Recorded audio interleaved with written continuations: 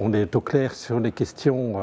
de décarbonation, on n'est pas du tout au clair sur comment organiser la société pour atteindre ces objectifs de décarbonation. Comment est-ce qu'on va organiser la société pour s'assurer que la myriade d'acteurs économiques, les consommateurs, les entreprises, les États, réalisent ces efforts socialement désirables et ne fassent pas des efforts qui sont socialement désirables parce que les bénéfices sont inférieurs au coût de ces efforts.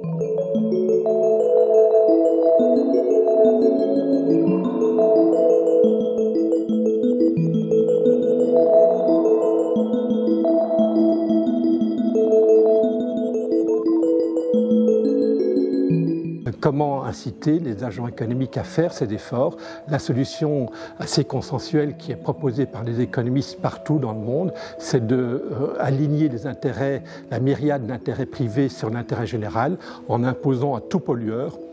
de payer un prix chaque fois que ce pollueur décide de polluer, d'émettre du CO2, un prix qui correspond aux dommages qu'il engendre de telle manière à ce qu'il se comporte comme s'il était la propre victime de sa propre pollution.